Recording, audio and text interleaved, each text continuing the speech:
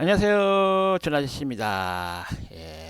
준아저씨와 함께하는 인터넷 지식 마이닝 시간이 돌아왔습니다. 인터넷에 지식이 다 올라와 있는데 무슨 지식을 우리가 배워야 하나?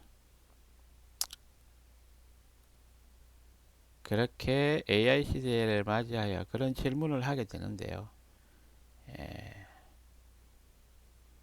맞습니다. 한편으로 맞고 반은 또 틀릴 수도 있습니다. 인터넷에 많은 빅데이터를 AI가 다 이렇게 학습을 했지만 우리는 그 AI에 접근하기 위해서 엄청난 비용을 들입니다. 사실 공짜 같지만 지금은 연구 개발 단계이기 때문에 미국의 AI 개발 빅테크 회사들이 그냥 사용하게 해줍니다. 유저들에게. 그렇게 하면서 유저들에게 또 데이터를 받는 거예요. 어떻게 보면. 유저들 그걸 가지고 여러 가지를 막 하잖아요. 그러면 그 과정에 나오는 다양한 피드백 데이터들이 있어요. 그렇기 때문에 지금 우리가 과금을 안 하고 과금을 하더라도 좀 싸게 뭐 몇만 원, 몇십만 원 단계에서 하는데 실제로 그 학습을 한번 모델을 AI 모델을 학습을 한번 하는데 몇 천억이 든다고 합니다. 그런 걸 보면 어쨌든 지식은 예, 가치가 있는 것이긴 한데요. 그 가치가 있는 것을 우리가 아예 모르고 그냥 100% AI에게 맡길 수는 없어요. 그런 지식의 학습적인 부분에 대해서. 그렇게 되면 이 인간 자신의 또 어떻게 보면 너레티브 자신의 뭐 극단적으로 이렇게 만약에 지식을 만약에 AI 쪽으로 다 맡겨버렸다 그러면 자신의 머릿속에는 지식이 아무것도 없게 되는 거잖아요. 그러면 그렇게 되면 만약에 언어까지도 다 넘어가 버렸다 AI 쪽으로 그러면 말도 못하게 되잖아요. 그러니까 어느 정도 우리가 기본적인 그런 학습은 되어 있는 상황에서 우리가 이 도구를 잘 활용하는 거지 모든 지식에 대한 책임을 AI에게 다 줘버리면 나중에 또 어떻게 될지 모르겠지만 우리 인류가 어떻게 생활을 다르게 할지는 모르겠지만 현재 상황에서는 그렇게 될 수 있는 상황은 아닙니다. 현재 어느 정도 AI의 그런 포션을 봤을 때는 모든 지식을 AI에게 다 맡기고 이렇게 할 수 있는 건 그런 상황은 아니에요. 아무리 경험이 많고 배운 게 많은 사람들도 그렇게 못해요. 그렇기 때문에 어느 정도 우리가 이 AI를 잘 사용할 수 있는 기본적인 지식, 소양들을 갖고 있어야 됩니다. 그래서 엉클준이 지금도 이렇게 지식 마이닝 시간을 가지면서 항상 이렇게 이런 궁금한 거 있으면 해결을 하고 또 배우고 또 익숙해지는 그런 과정을 가지는 겁니다. 오늘은 조나 씨와 함께하는 지식 마이닝 시간은 편미분 델 에서의 도트곱과 크로스곱 하는 그런 차이에 대해서 한번 알아볼 겁니다. 제가 전자기학 맥스웰 이퀘이션, 맥스웰 방정식을 좀 간단하게 그냥 한번 이야기해 본 시간에서 요 델과 도트곱 요 지금 도트가 사라진 겁니다. 사라진 게 아니고 도트를 곱에서 도트곱이 이렇게 있는 건데 이 돛들을 어떻게 보면 생략한 겁니다. 그리고 크로스곱이 있어요. 그리고 데일이라는 게 데일은 이 데일이라는 거는 요 삼각형이거든요. 이 데일이라는 거는 만약에 우리가 x, y, z 3차원 공간에서 뭔가 이런 함수들을 그런 변화를 예측하고 싶다 그러면 변화율을 구하기 위해서 미분을 해야 되잖아요. 그리고 3차원은 변수가 3개예요. 축이 3개이기 때문에 변수가 XYZ 변수가 3개가 되기 때문에 편미분을 써서 예, 그 변화율을 각각의 XYZ에 대해서 예, 구해낼 수 있습니다. 그래서 X에 대해서 함수 함수 예, 함수 f를 편미분하고 그리고 y에 대해서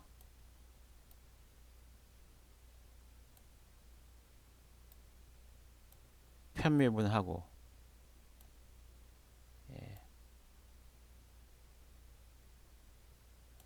z에 대해서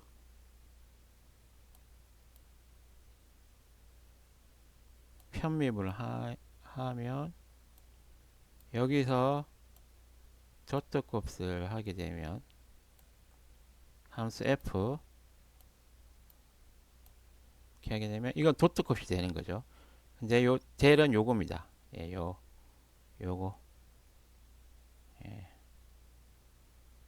그래서 x에 대해서 f를 편미분하고 y에 대해서 f를 편미분하고 예, 라운 z에 대해서 f를 편미분하면 이 3차원 이 공간에서의 예, 어떤 함수를 변화율을 뽑아낼 수 있습니다. 델은 요겁니다. 요렇게 여기까지가 델이에요. 예, 델, 델. 근데 여기서 도트 곱슬을 할 수가 있고 예, 여기 또 보면 크로스 곱을 했잖아요. 종류가 두 가지입니다. 이렇게 델, 델 도트 곱, 델 크로스 곱 이렇게 가능한데 이 차이가 이 식에서 어떤 의미를 하는지 뭐 대표적으로 맥스웰 이퀘이션 방정식을 들었지만 어쨌든 이 의미의 차이점을 한번 살펴볼 겁니다. 예. 약간 어떻게 보면 난이도가 좀 있습니다. 고등학교 수준을 넘어선 어떻게 보면 대학교 2학년, 1, 2학년, 대학교 2학년 정도, 1학년에서는 이제 대학 수학, 뭐 이런 일반적인 교양을 많이 배운다. 2학년쯤 되면 이제 전자기학 이런 걸 배우겠죠. 전자공학과에서, 뭐 전기 전자공학과에서. 예,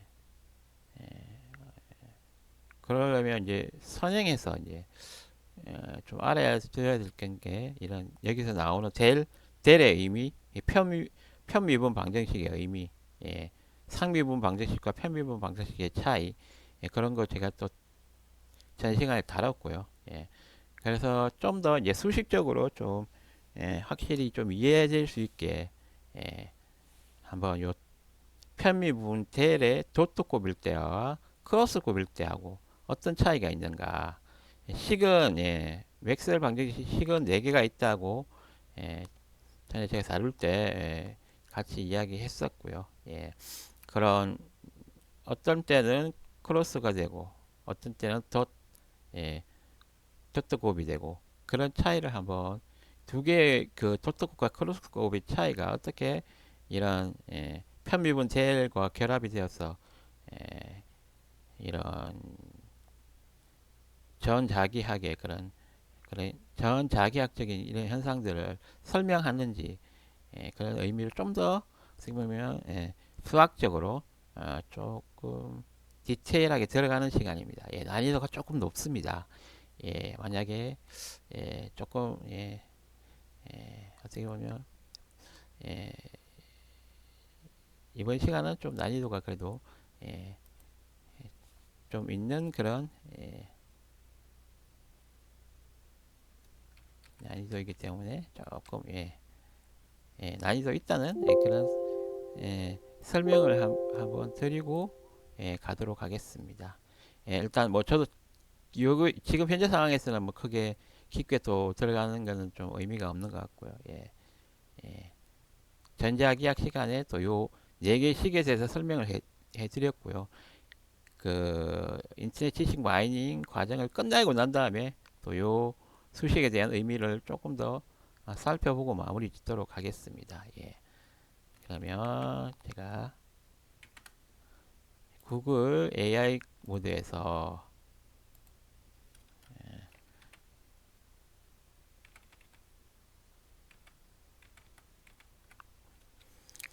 편미분 델 크로스 델 도트 곱과 vs 크로스 크로스곱 이렇게 한번 델 도트곱 델 크로스곱이 있습니다. 이렇게 한번 비교를 한번 해달라고 해보도록 하겠습니다. 예. 이번 시간에 이런 수식들을 다 이해는 못하더라도 이런 용어들이라도 좀 익숙해지면 어떻게 보면 조금은 의미도 있을 것 같아요. 그래서 좀 더 이해를 많이 하려면 깊게 하려면 확실히 이런 수식적으로 이렇게 정리를 하는 게 효과적입니다. 모든 그 학과들이 있어서 이런 수업은 어쩔 수 없이 공과 쪽에서는 개념도 중요합니다. 그렇지만 그걸 좀 더 디테일하게 수식까지 또 들어가면서 그걸 이해를 하게 되면 이 개념 수준에서 좀 더 전문적인 그런 내용 수준까지 깊은 수준까지 또 이해할 수 있게 되는 거죠. 일단은 한번 소개 개요부터 들어가 보도록 하겠습니다.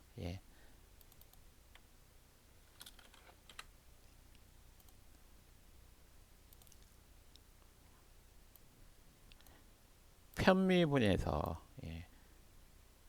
편미분을 쓴다는 것은 변수가 두 개 이상, 독립 변수가 두 개 이상이라는 의미입니다. 3차원 공간에서 만약에 전개되는 그런 함수들을 3차원 공간에서 일어나는 현상들을 표현한 표현하려면 x, y, z 세 개에 대한 이런 편미분을 해야 됩니다.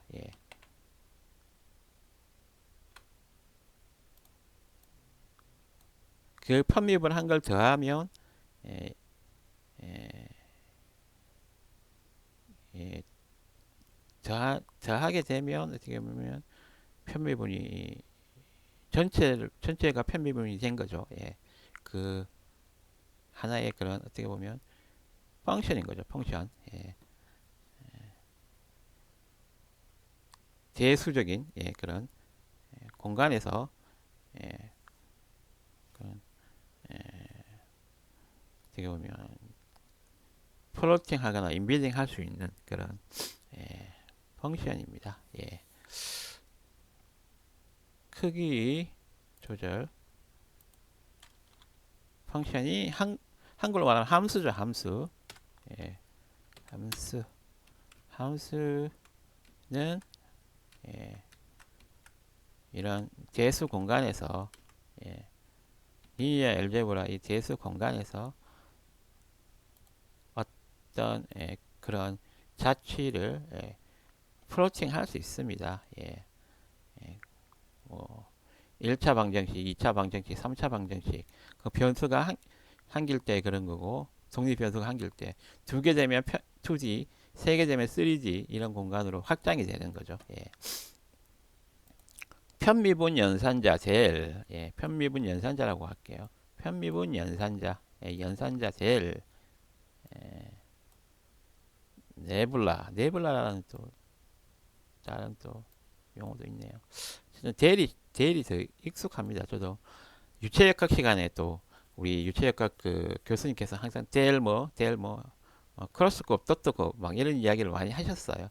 그리고 이 발산 이런 이야기도 하셨고 또 크로스급일 때 또 다른 또 용어 같은 걸 많이 하셨는데 이런 용어들의 그런 에, 함축이 되어 있죠. 예, 보통 그 이 용어들의 그 뜻이 함축이 되어 있습니다. 그래서 용어에 익숙해지는 게 중요합니다. 예. 데일이라는 이 삼각형 이렇게 거꾸로 된 역삼각형은 예, 편미분 연산자로 예, 도트곱과 내적을 예, 표현하는 도트곱과 외적을 표현하는 크로스곱입니다. 외적은 예, 이렇게 xy가 있다면 벡터 a, 벡터 b가 있으면 a, b 이렇게 벡터 a, 벡터 b가 있으면 외적은 이 두 개를 평행사변하면 요 안쪽의 넓이가 외적이 됩니다. 넓이 그런 의미죠. 외적은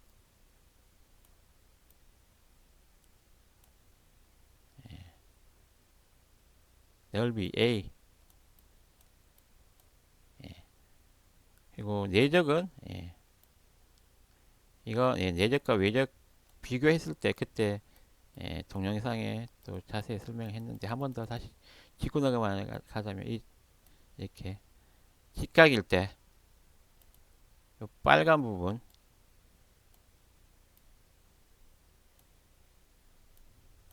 벡터 A, 벡터 B에서 이 벡터 A를 B에 직각으로 내리면 이 내적, 요게 내적의 의미입니다.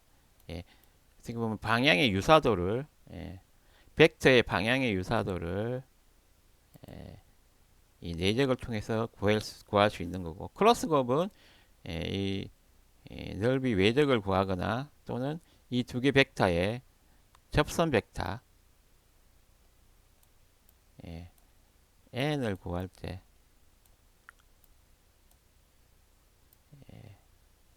이 크로스곱을 씁니다. 요거는 제가 도트곱 크로스곱 비교하는 시간에 다뤘습니다. 거기를 좀 더 참조해 주시기 바랍니다. 벡터의 핵심은 벡터의 핵심 개념으로 도트곱과 크로스곱이 아주 핵심 개념입니다. 그러면 벡터를 연산하는 거잖아요. 도트곱과 크로스곱의 연산인데 벡터를 더할 수 있고 뺄 수도 있고 뭐 나눌 수 있고 곱할 수 있고 뭐 이렇게 되는 거죠. 예. 벡터 해석학의 핵심 개념으로 각각 발산과 회전 드디어 나왔네요. 발산과 회전 이 차이 말뜻을 알아야 돼요. 우리가 여기서 했으니까 그 개념을 가지고 와서 해볼게요. 맥스웰 이퀘이션 방정식에서 발산은 플러스 또는 마이너스 이렇게 극이 있어요. 전기장은 발산한다는 거죠. 전기장은 이 중심에서 발산한다. 플러스에서는 방출이 되고 여기는 소스가 되고 마이너스에서는 드레인이 된다. 들어가게 된다. 안쪽으로 들어가게 됩니다. 여기 기준으로 방사형으로 플러스일 때는 분출이 되고 소스 역할을 해서 분출이 되고 분수에서 물이 뿜어져 나오듯이 예, 예, 이걸 발산이라고 합니다. 그 중심에서 방향이 360도 방향으로 뿜어져 나가는 거죠. 분수에서 물이 쭉 뿜어 나오듯이 여기는 이제 플러스일 때 그런 거고 이건 마이너스. 전기에는 플러스가 마이너스가 있잖아요.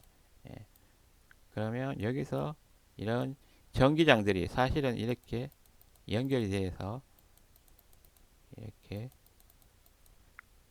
찾아갑니다. 이 전기장이 되는데 요 1번에서 보면 어떤 변화가 어떤 값이 있잖아요. 변화가 있다는 거죠. 여기 안에 거리가 멀어지면 멀어질수록 소스에서 드레인으로 가는 예, 중간에 손실이 됩니다. 저항이라는 게 있기 때문에 예, 예. 전기에서는 드레인과 예, 소스 분출을 하는 곳과 들어가는 곳 차이 그 사이에는 항상 저항이 있습니다. 그래서 여기는 변화가 이 공간상에서 예, 그 전자 전기장이 형성되면서 소스와 드레인 이렇게 어떻게 보면 전기가 흐르는 거잖아요. 공간상에서 예, 예. 그 적절한 그 저항의 영향에 의해서 변화가 있으면서 이제 줄어들겠죠. 플러스에서 마이너스니까 예, 예, 저항에 의해서 이렇게 열이나 이런 걸로 예, 전기 에너지가 날아가겠죠. 그러면 줄어들면서 마이너스로 간다. 그런 의미이고요. 예, 회전은 예, 예, 발산은 도트곱을 의미하고요. 예, 회전은 크로스곱을 의미합니다. 여기 예, 뭐 전기를 갖고 일단 설명할게요. 델 크로스 어, E 전기장 델 크로스 전기장입니다. 예, 자석이 이렇게 오른쪽에서 왼쪽으로 이렇게 움직인다 치면 자석이 N극과 S극이 있겠죠. S극이 있는데 예,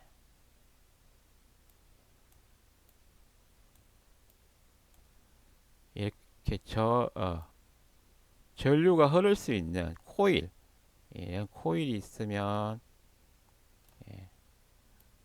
코일 속을 왔다 갔다 한다 생각하면 이 왔다 갔다 하는 것 때문에 이 자기장이 여기는 자기장이 이렇게 형성이 되잖아요. 형성이 되어 있잖아요. N극에서 S극으로 들어가는 이 자기장이 움직이면서 예, 자기장에 변화가 생깁니다. 예, 자기장에 요 자체 자석의 자기장의 변화는 없지만 요 코일에 어떻게 보면 어, 영향을 주는 자기장들의 그런 밀도가 변화가 생깁니다. 그러면 그 변화는 예, 예, 전기를 흐르게 하는데요.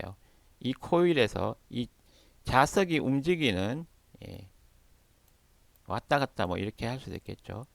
이 이것의 음, 컬 수직 방향으로 회전하는 그런 방향으로 전류가 흐르게 됩니다. 예, 예, 예.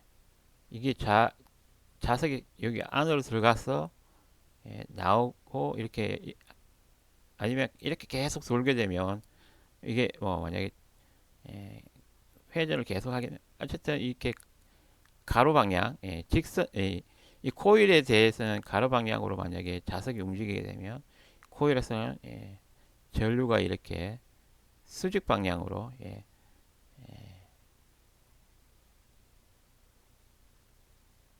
전기장이 형성되면서 전류가 흐르게 되는 거죠. 공간상으로 어떻게 보면 얘는 가로면 세로로 예, 이게 발전기의 원리죠. 발전기의 원리. 예, 자석이 이렇게 움직이니까 얘는 자석이 이렇게 움직이니까 그 또 발전기의 원리는 프레이밍의 왼손 법칙, 뭐 모터의 원리는 프레이밍의 오른손 법칙. 이런 법칙에 따라서 방향에 따라서 전기가 흐르게 됩니다. 그게 어떻게 보면 회전 방향이라는 거죠. 자석이 움직이는 회전 방향으로 예, 여기서는 이 선을 따라서 이렇게 전류가 흐르겠죠. 어떤 방향으로 그 프레임의 왼손 법칙, 오른손 법칙 따라서 음, 발전기일 때는 프레밍의 왼손 법칙, 모터일 때는 프레밍의 오른손 법칙. 예, 그렇죠? 그 그게 정해져 있습니다. 예. 그렇게 전류가 흐르게 됩니다. 그 흐르는 전기장이 형성이 되는 그 방향이 어떻게 보면 이 자기장의 그런 방향에 회전하는 방향으로 전류가 흐른다는 거죠. 예.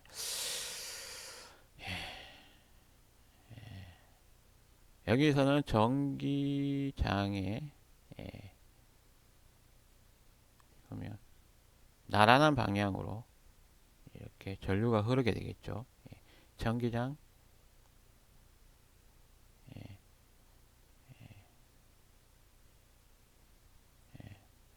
전기장을 따라서 전류가 이렇게 흐르게 되겠죠.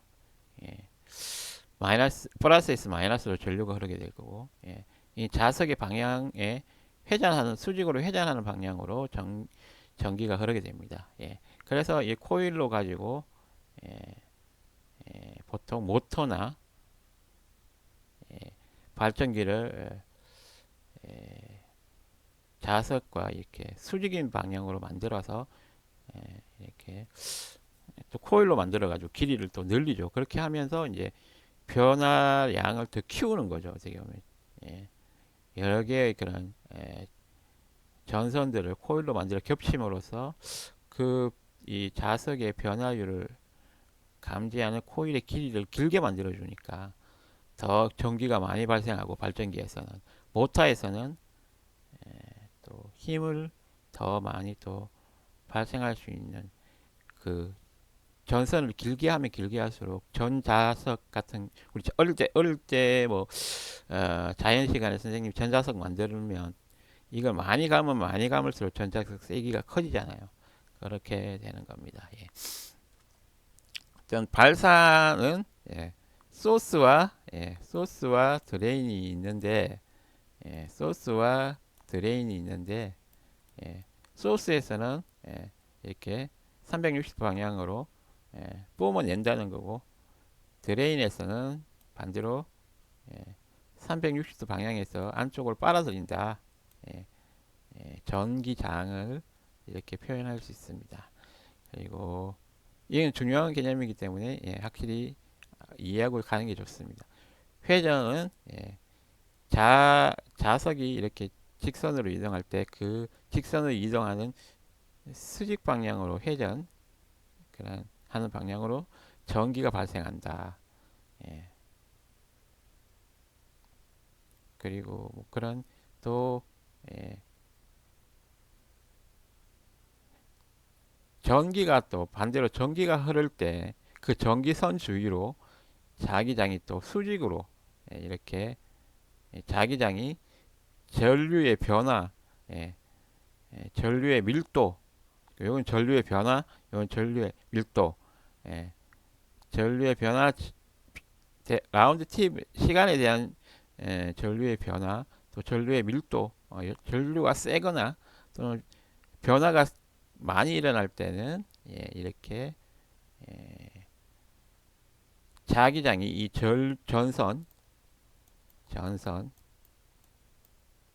주위로 자기장이 발생합니다. 그런 걸 이렇게 설명할 수 있습니다. 이제 뭐 어느 정도 식이 더 잘 이해가 되겠죠. 델 도트 E와 델 크로스 E 차이점을 알게 되면 어떻게 보면 회전, 수직 방향으로 회전하는 이런 컬이냐, 크로스이냐, 아니면 같은 방향인 예,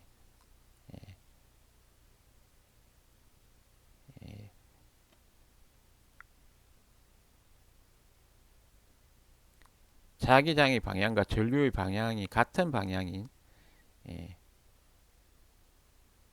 여기도 보면 자기장이 이렇게 계속 이렇게 연결이 되죠. N극이 나와서 S극으로 들어가는데 그때 이 공간에 있어서 자기장의 변화는 없다. 그러니까 손실은 없다는 거죠. 예, 자기장은 그냥 1이 나왔으면 1이 들어간다. n극에서 나왔으면 예, 그럼 자력이 그러면 이 자기장을 따라서 n극에서 s극으로 예, 변화 없이 들어간다 그런 의미죠. 예, 그래서 제로가 되는 겁니다. 예, 예, 공간상에서 이렇게 자력이 이렇게 n극에서 나와서 s극으로 들어가면 이 변화는 없다. 예, 예. 그러면 밑에 설명을 또 자세히 또 어, 체계적으로 정리된 걸 한번 정리해 보도록 하겠습니다.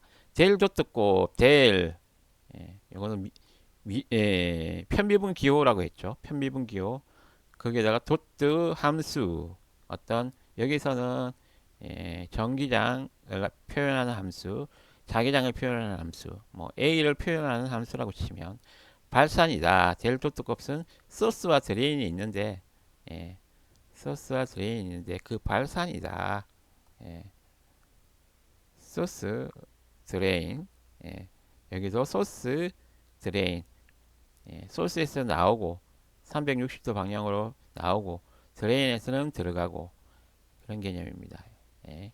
백사장 내에서 한 점으로부터 얼마나 퍼져 나오는지 소스 또는 빨려 들어가는지 싱크 드레인이라고 할 수도 있고 싱크도 할 수 있고 뭐를 측정합니다. 벡터장 내에 한 점으로부터 이 공간은 벡터장이라고 말해요. 이 공간을 벡터장은 3차원, 2차원 뭐 공간 있잖아요. 공간 이 벡터장이라는 것은 어떤 그 자기장이라든지 전기장이 일어나고 있는 그 공간 최소한 2차원 공간 변수가 2개 이상 돼야지 편미분을 쓰니까요. 그리고 3개 되면 3차원 고등학교 수준에서는 3차원 공간을 사용 안 하죠. 2차원 공간에서 끝나니까 하지만 대학교 넘어오면서부터 3D라는 그런 공간이 사용되게 됩니다. 그러면 편미분을 더 많이 쓰겠죠. 벡터장 내 한 점에서부터 소스나 드레인이 있을 수 있습니다. 퍼져나오는지는 소스, 빨리 들어가는지는 드레인 또는 싱크를 측정합니다. 측정한다는 것은 그 위치에 어떤 방향으로 크기를 가지고 어떤 방향과 크기를 가지는 벡터들이 전기장 벡터들이 또는 전류가 뭐 전류도 크기와 방향이 있죠. 자기도 자기장도 그렇고 자기도 그렇고 크기와 방향이 있는 거죠. 그 벡터들이 존재하게 됩니다. 그런 공간에서의 그런 벡터 값을 측정할 수 있는 특정할 수 있는 그런 함수들이라고 보시면 되겠습니다. A 이런 것들이 함수 공간상의 벡터를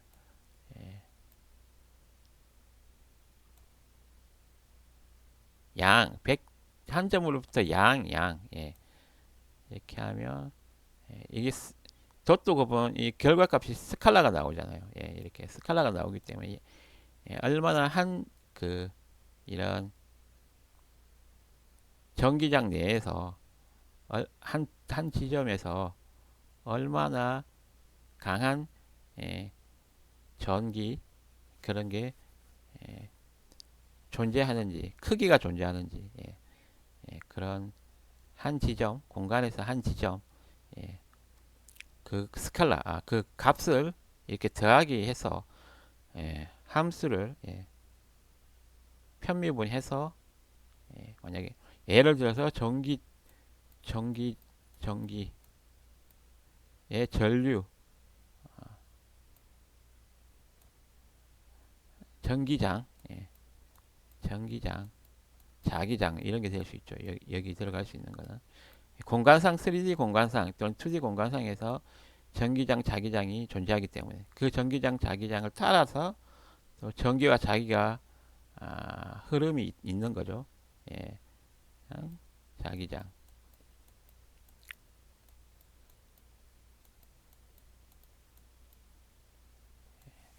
이런 예를 들 수 있습니다. 이렇게 해서 더하게 되면 그 지점에서의 에, 양, 어, 벡터장, 예,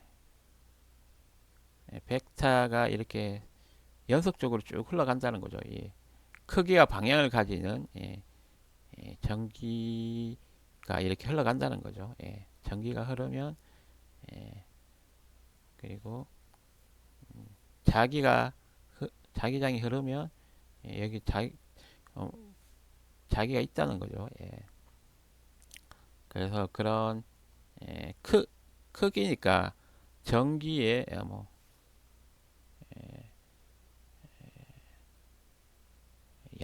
양을 이 편미분 편미분 각 공간의 축에 대해서 편미분해서 얻어낼 수 있는 그런 도트 곱입니다. 예. 물리적 의미로는 플러스 값이면 그 지점에서 에너지가 뿜어 나온다는 뜻이고 마이너스 값이면 그 지점에서 에너지가 모여든다. 0이면 들어오거나 나가는 양이 같은 비압축성 유체. 예. 이런 3차원 공간에서 유체를 해석할 때도 이런 편미분을 씁니다. 예. 예. 어떻게 보면 물, 전기 같은 경우에는 좀 성질이 비슷해요. 예. 예. 전기에는 뭐 여러 가지 보면 전류가 있고 예. 전압이 있고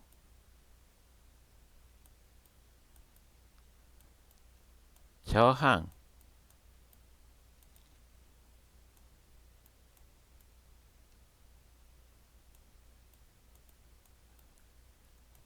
전하 이런 게 있잖아요.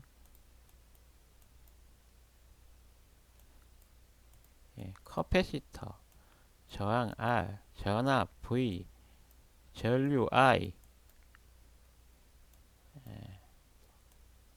또 다른 것도 몇 개 더 있긴 한데요. 예. 코일에서 발생하는 또 그런 예.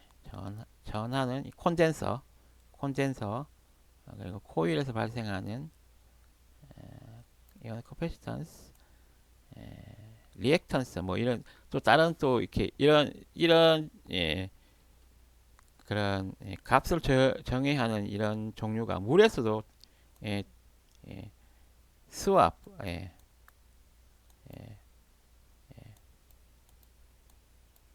전압은 수압이랑 비슷하고 전하 같은 경우에 용량은 저장 용량, 물에서는 또 저장 용량, 저항이면 물이 또 저항을 받을 수가 있어요. 호수의 예, 그리고 그 유량, 수압, 유속 뭐 이런 예, 비슷한 그런 이런 서로 비슷한 성질의 그런 물성들이 있어요. 물리적인 성질이 있어요. 그래서 이런 쓰는 수식도 비슷해요. 예. 그래서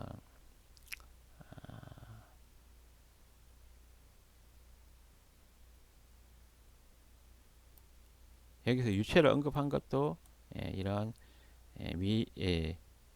미분할 때 편미분을 쓸 수 있다는 거예요. 물에서도. 예. 유체역학에서 나비에스토크 방정식 뭐 이런 유체역학의 그런 지배 방정식이 있어요. 예, 그 어떤 시스템에 대한 그런 걸 식을 보면 편미분이 또 들어가요. 예. 유체역학을 또 만약에 다루게 된다면 한번 그 식도 한번 확인해 보면 또 이런 수학의 수식의 또 사용처를 알 수 있습니다. 수학을 이해하는 방법은 어떻게 보면 실제로 물리적으로 이제 해석하면서 그 해석되어 있는 식을 이해하면 또 그 수식이 또 이해가 될 수가 있어요. 제가 원래 수학 자체를 그렇게 잘 하지 못했던 이유가 이런 수식 자체의 그런 실제 사용처를 제가 몰랐기 때문에 어떻게 보면 이런 공식을 그냥 이해하는 게 현상을 보고 이해하는 게 아니고 뭔가 문제풀이식으로 암기하는 그런 방식이 저한테는 좀 안 맞았어요. 그래가지고 저는 수학을 좀, 그래서 수학을 뭐 싫어하거나 뭐 손을 놓지는 않았는데요. 그래서 제가 계속 말씀드렸지만 개념적으로 이해하려고 많이 노력을 했었고, 그 어느 순간에 또 물리하고 화학을 알게 되니까 수학의 점점 더 필요성을 더 알게 되고 좀 더 이해를 가져갔던 것 같아요. 그래서 학습에 있어서 그런 사람들 그 성향 차이가 있기 때문에 이런 다 어려운 그 수학적인 개념 같은 경우에는 물리 같은 걸 좀 배우면서 현상을 확인하면서 이렇게 이해하면 수학도 또 이해가 쉽게 될 수가 있어요. 그래서 순수 수학에 아주 몰입된 그런 친구들도 있어요. 하지만 저 같은 경우에는 뭔가 현상을 눈으로 보고 그 상황에서 수학을 사용해야지 뭔가 이해가 되는 그런 인간이에요. 예, 그 사람에 따라서 그게 좀 뭐랄까 인식을 하는 그런 그좀 차이 또는 수준이 있는 것 같아요. 방법의 차이 그런 거.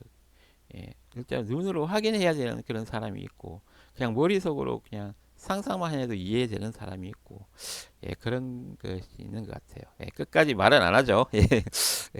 아직 정확하게 그런 차이에 대해서 저도 일단은 사람 차이라고밖에 아직 설명이 안 됩니다. 그 정도. 예. 그래서 지금 와서 좀 늦었지만 그래도 어느 정도 수학에 대한 그런 매력이 조금 이해가 되어지고 수학의 그런 깔끔함, 그런 엄밀함, 완벽함 그런 게 대해서 이해를 하고 있습니다. 다음은 또 어떤 내용이 있을지 한번 또 이제 제일 크로스컵에 대해서 또 이해를 해보도록 하겠습니다. 예, 예,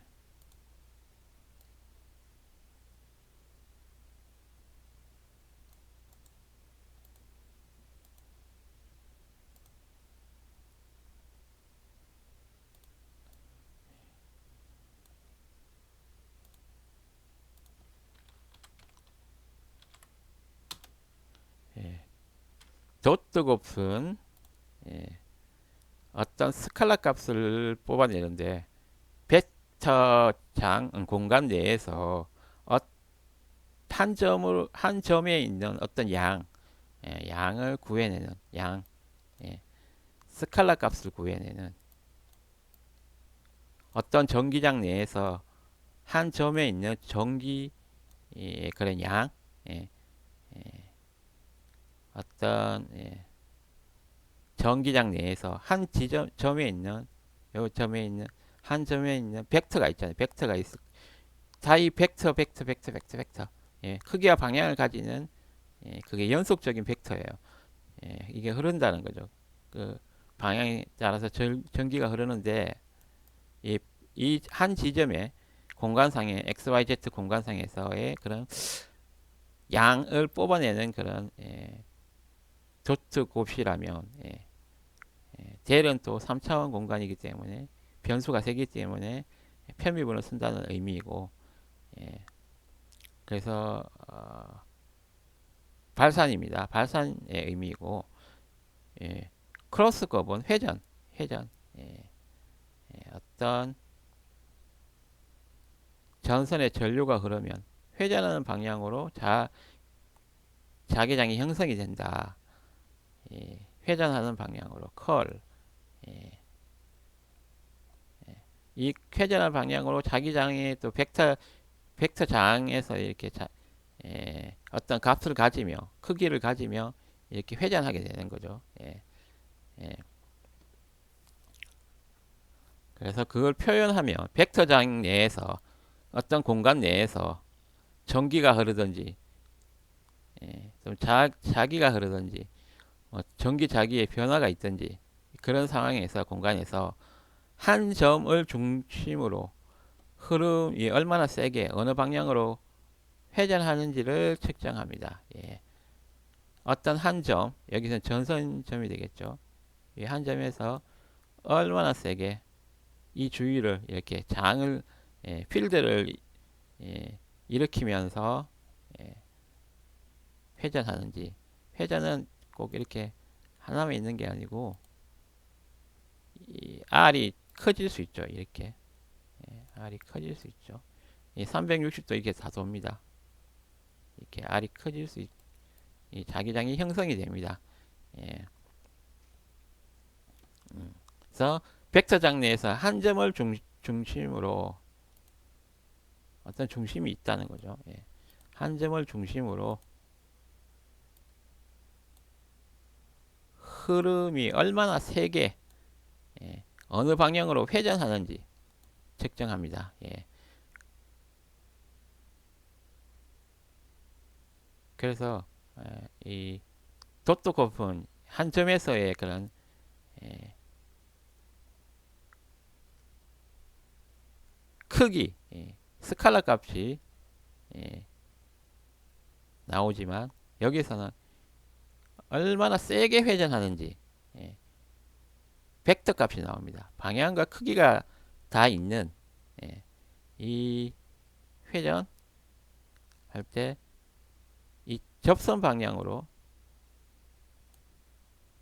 회전하는 물체의 그 속도는 접선 방향의 이런 방향과 크기를 가지는 이 회전하는 그 접선 방향의 이런 크기를 이렇게 뽑아낼 수 있다는 거죠. 예.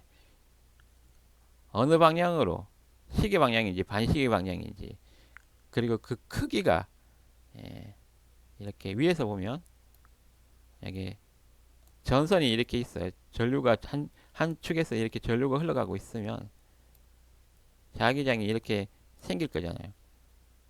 전선을 기준으로. 예. 자, 만약에 자기장이 이렇게 형성이 된다면 한 특정 지점에서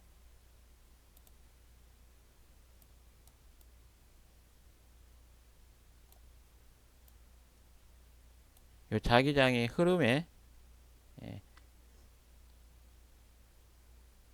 이렇게 회전된다면 이렇게 이런 벡터를 표현해 줄 수 있겠죠. 방향 크기와 방향을 가지는 예, 얼마나 세게 회전하는지 크기가 세기를 말하는 거고 또 방향이 이제 벡터의 그런 방향을 말하는 거죠. 크기와 방향을 가지는 벡터다. 예, 행렬식 형태로 계산하며 결과는 새로운 벡터가 됩니다. 예. 예. 델 A 어떤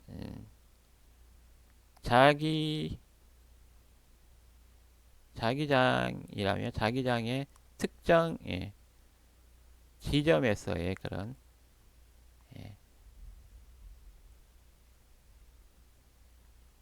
회전하는 방향의 크기와 방향을 이렇게 여기는 수직이겠죠. 직각으로 이렇게 전선을 따라서 이렇게 이 3차원 공간이라는 걸 이해하셔야 돼요. 이 3차원 공간. 빨간색 이렇게 3차원 공간입니다. 예.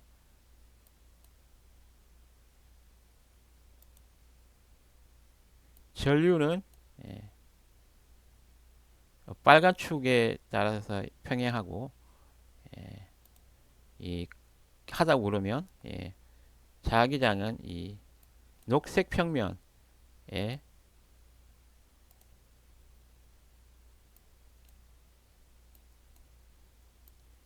평행하게 자기장이 형성이 되는 거겠죠. 그리고 그 회전하는 그 수직 방향으로 이런 그 방향과 크기를 가지는 벡터를 구해줍니다. 결과값은 벡터로 나옵니다. 델 크로스 A, 예, 뭐 A에다가 아, 자기장이나 정기장, 예, 자기장이나 정기장 이런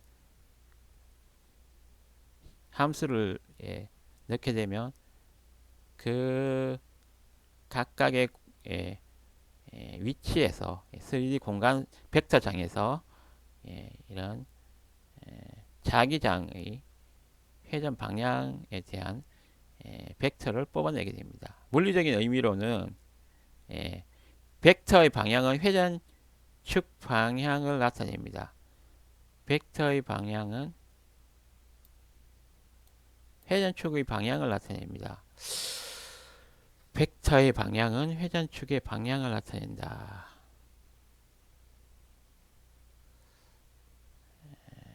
벡터의 방향은 회전축의 방향을 나타낸다.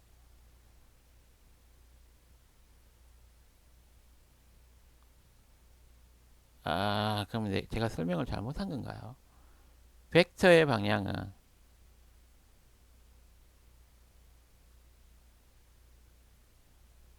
어느 방향으로 뭘 중심으로 회전하는지를 아, 이 설명은 맞아. 이 자기장은 이 전선, 예, 전선,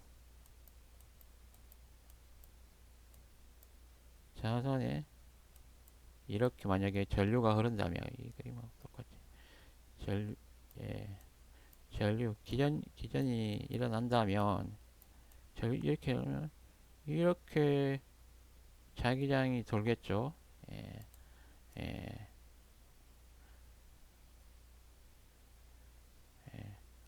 오르나사 법칙에 의해서 예,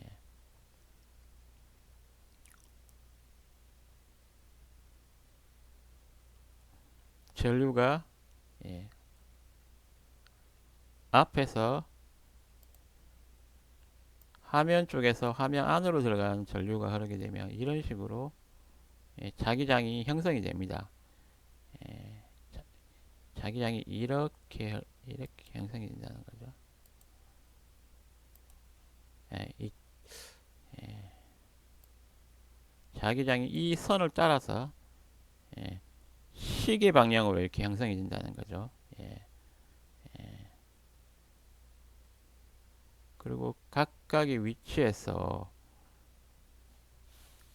벡터장 내에 한 점을 중심으로 흐름이 얼마나 세게 어느 방향으로 회전하는지 한 중심으로 흐름이 얼마나 세게 어느 방향으로 회전하는지를 측정합니다. 안쪽이 바깥쪽보다 더 세겠죠. 예, 자기장이 안쪽이 그러면 더 셀 거고 예,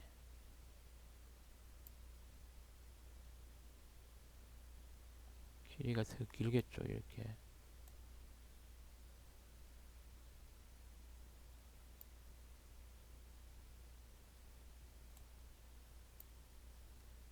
바깥쪽이 더 짧겠죠. 예,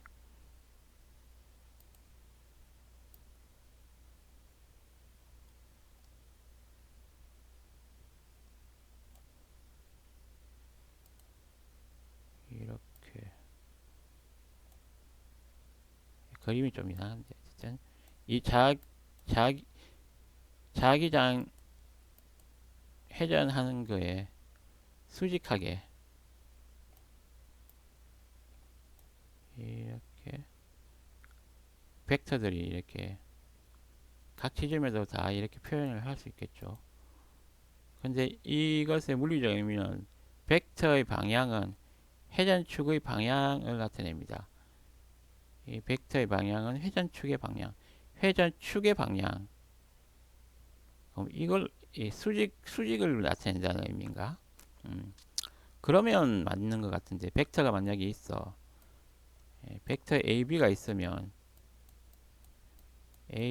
벡터 A가 있고 벡터 B가 있으면 A 크로스 B는 A 크로스 B는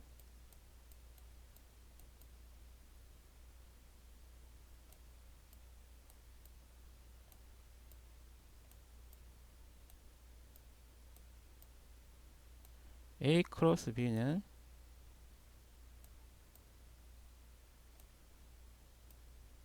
예, 이 곱하기 한 값에다가 예,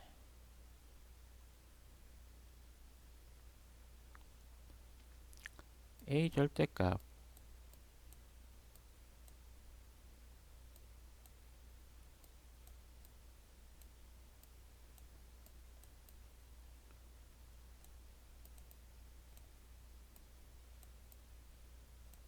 B 절대값에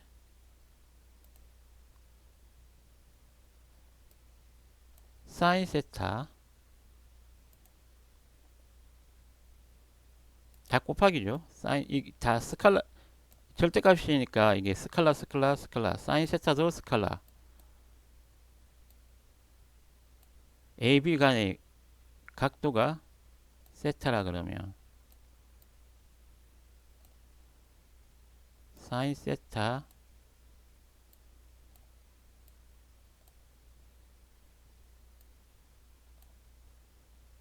곱하기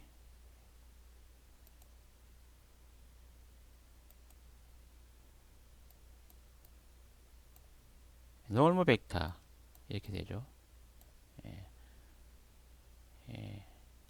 수직인 예. 이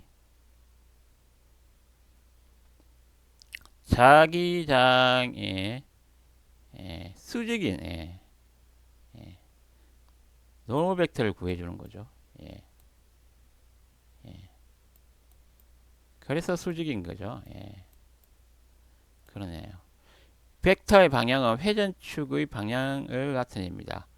이 이렇게 자기장이 생성이 되며 이 자기장에 대한 수직 방향의 예,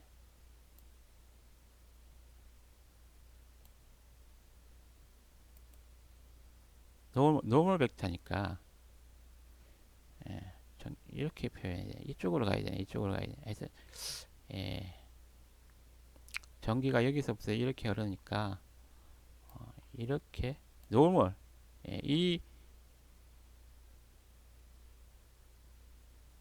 자기장의 예, 수직 방향 예, 예, 자기장의 수직 방향 예. 이 벡터는 수직 방향이니까 이 회전축의 방향이 되겠죠. 수직 방향이니까 이 자기장 이 벡터장 자기장이 이렇게 예, 시계 방향으로 어, 어, 녹색 평면에서 이렇게 평행하게 이렇게 예, 자기장이 회전한다면 이 수직 방향으로 그거의 수직 방향 빨간 축 이 전류 예, 여기서는 회전 축 방향이니까 전류가 이 회전축이니까 예, 회전축 방향을 나타낸다.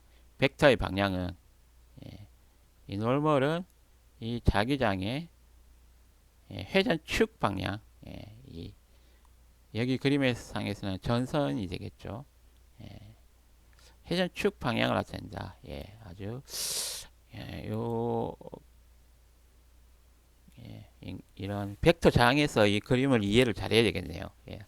벡터의 크기는 회전 강도를 나타냅니다. 벡터의 크기는 벡터의 방향은 회전축 방향을 나타내고 벡터의 크기는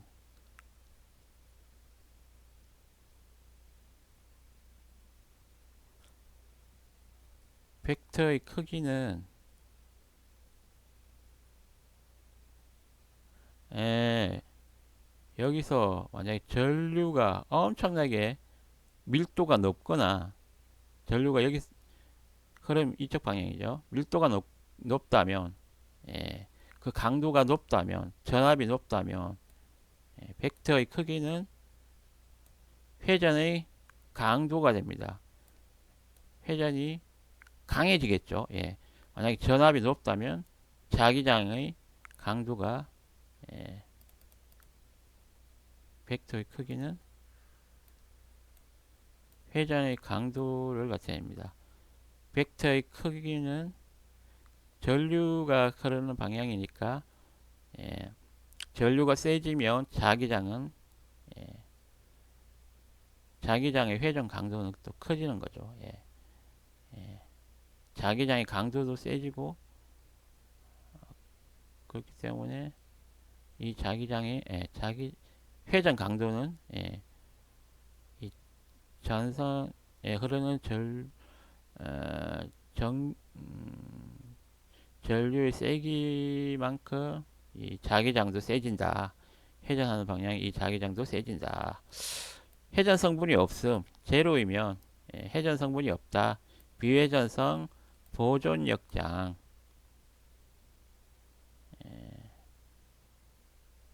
이게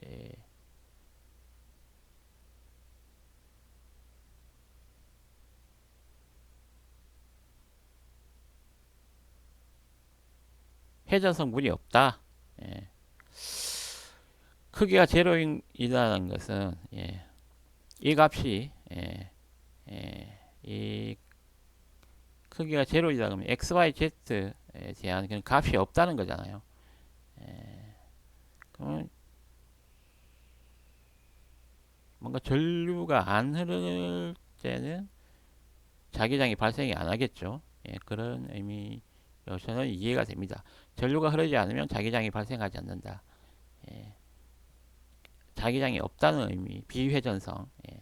요약하면 도트 값은 발산이다. 소스와 드레인이라고 할 수 있고 소스와 싱크라고도 할 수 있고 같은 S니까 소스와 드레인이 있다. 소스는 플러스 드레인은 마이너스 나오는 쪽 들어가는 쪽 그래서 서로 발산한다. 이 소스를 중심으로 360도 발산한다. 또 바깥으로 나간다. 마이너스 쪽은 싱크 또는 드레인 안으로 빨려 들어온다. 예, 스칼라다. 도트곱을 계산할 때는 그 강도만 크기만 가진다. 크로스곱을 하면 회전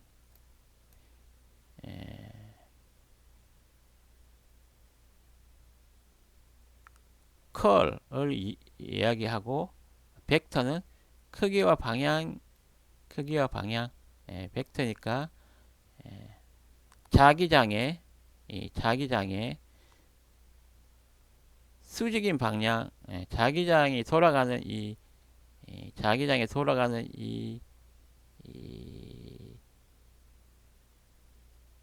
자기장 그러면 딱 또 이렇게 자르면 이 평면이 될 수 있잖아요. 자기장이 돌아가는 평면에 수직인 방향의 그런 벡터를 뽑아주는데 그 벡터는 크기와 방향을 가진다. 그리고 그 벡터의 크기가 어떻게 보면 이 자기장의 크기이다. 이 장의 세기이다.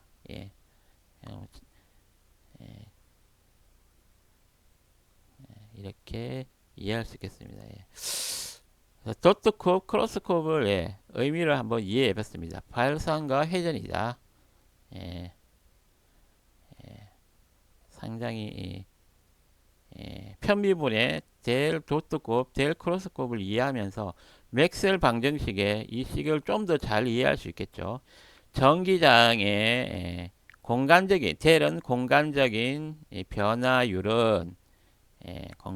변화율은 일정하다. 어느 정도 저항을 가지기 때문에 소스와 드레인에서 전기장이 소스에서 나와서 드레인으로 들어가는데 이 전기장이 어느 정도 감소해서 들어간다. 왜냐하면 저항이 있기 때문에. 또 자기장의 변화는 없다. N극에서 나온 S극으로 들어가는 이 자기장이 예, 공간적으로 전체를 다 살펴봐도 변화율은 없다. 그냥 N극에서 100이 나오면 S극으로 자기장이 100이 들어간다. 그리고 네 번째 식, 델 크로스 E는 라운드 T분의 라운드 B. 시간의 예, 변화에 따라서 자기장이 변화될 때, 한마디로 해서 어떤 시간 동안 자석이 왔다 갔다 좌우로 왔다 갔다 하면 그거에 회전하는 방향으로 예, 예, 수직 회전하는 방향으로 변화가 일어난다. 그리고 이 원리는 발전기의 원리이자 자석이 코일 주위로 왔다 갔다 해서 전기를 일으키는 거니까 이건 발전기의 원리다. 발전기의 원리.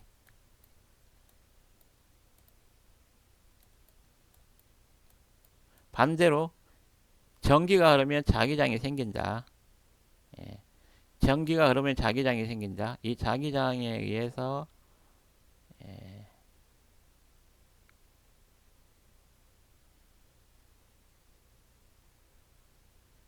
예, 코일에 전기를 흘리게 되면 예,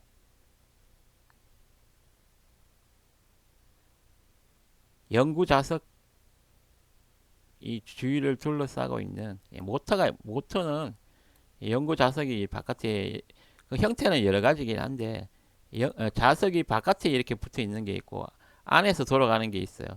일단 이렇게 자석이 예, 이렇게 여러 개가 이렇게 떨어져서 있어요. 예, 예, 모터. 예. 형태는 여러 가지인데 자석이 바깥에 이렇게 테두리에 붙어 있는 자석이 있고 반대로 또 어, 돌아가는 축에 자석이 붙어 있는 경우도 있어요. 이렇게 영구 자석이 바깥에 있는 예, 이건 영구 자석.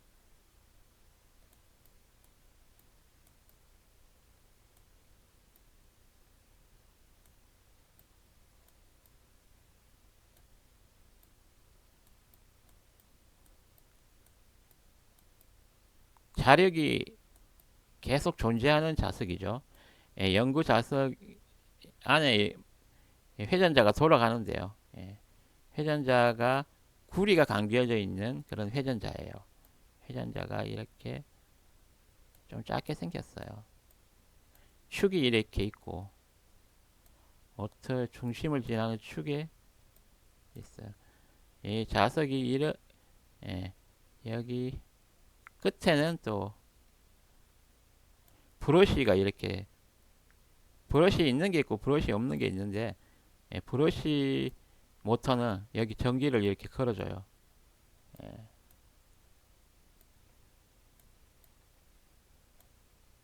이렇게 전기를 걸어주면서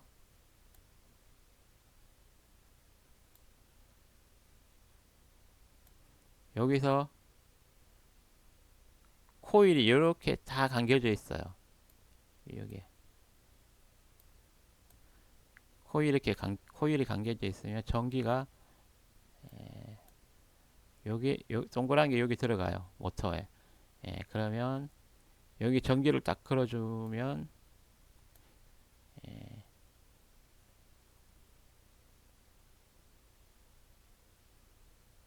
전 여기 모터 안에 회전자가 전기가 연결이 되면 회전자에는 구리선이 감겨 있다 했죠. 그러면 전자석이 돼요. 임시적인 전자석이 돼요.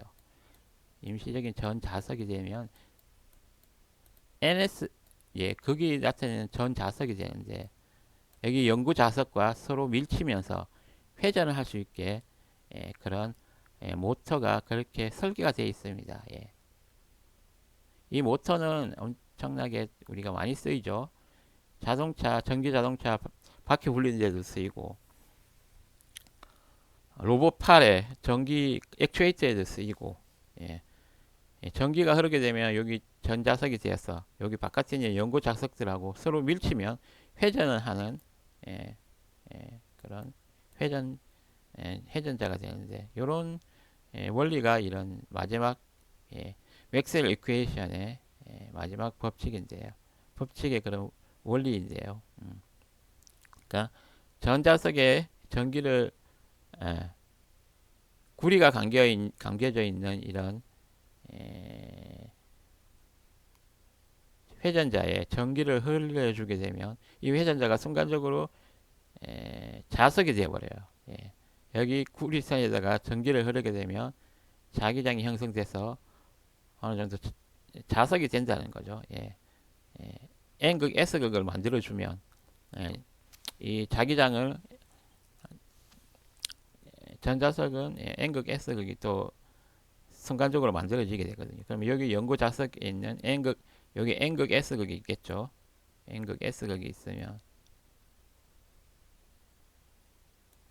돌아갈 때마다 미는 방향으로 이 여기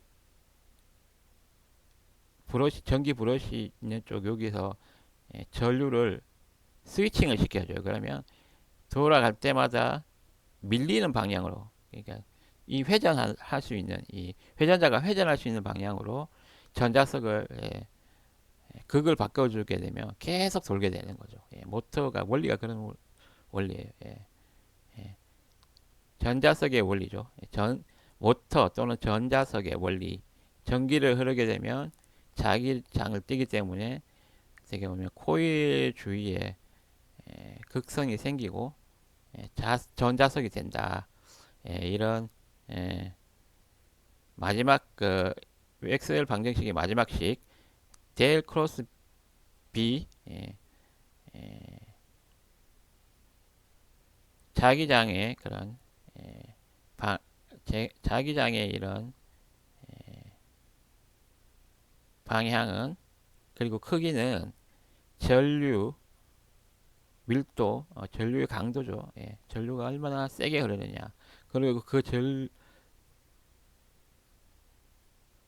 변화, 전류의 또 전류가 얼마나 변화를 하느냐에 따라서 변화가 심하면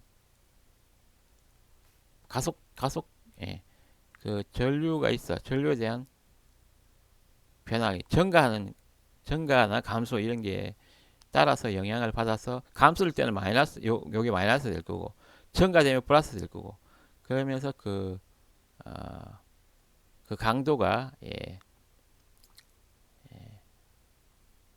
자기장의 강도가 그렇게 변화한다는 뜻이죠. 그것도 이 그 전류의 방향 또는 예, 전기장의 방향에 수직하는 회전하는 그런 방향으로 예, 수직 회전, 예, 회전,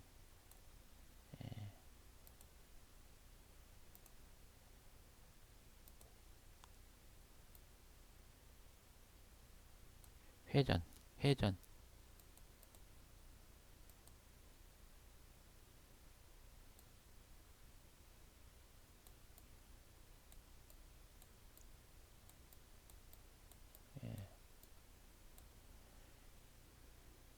회전하는 방향으로 수직 회전. 이 전기의 흐름에 수직 회전하는 방향으로 자기가 발생한다. 예, 이렇게 해서 요 맥스웰 방정식을 통해서 우리가 도트곱 크로스곱의 그런 어떻게 표현하는지도 이해하게 됐고요.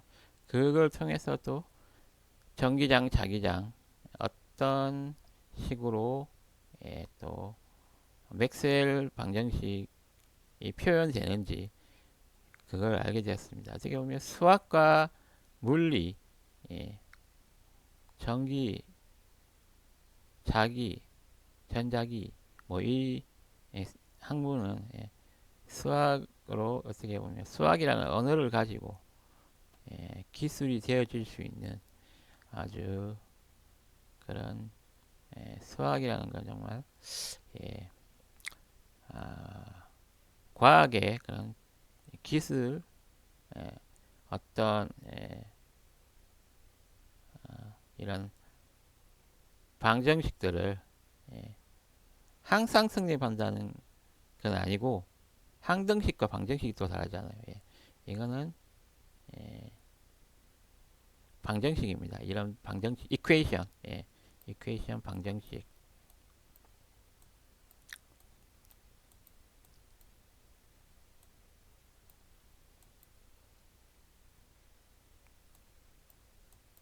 방정식과 항등식이 또 다르죠. 예. 하여튼 방정식입니다. 이거는 특별한 경우에 그런 기술을 해주는 이런 함수에 대한 기술하는 그런 방식인 거죠. 예. 방정식의 수학이라는 이런 표현 방법, 언어. 어떻게 보면 수학은 약간은 수학은 언어 같아요. 수학은 언어다. 어떤 언어냐? 수학은 과학의 언어다. 이렇게 오늘 예, 도트곱 크로스곱을 배우면서 그런 것까지 또 확인을 했습니다. 예, 수학은 과학의 언어다. 수학은 과학의 언어다.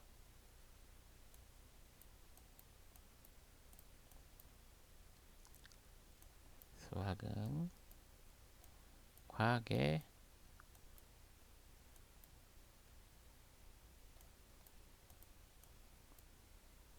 랭귀지 언어다.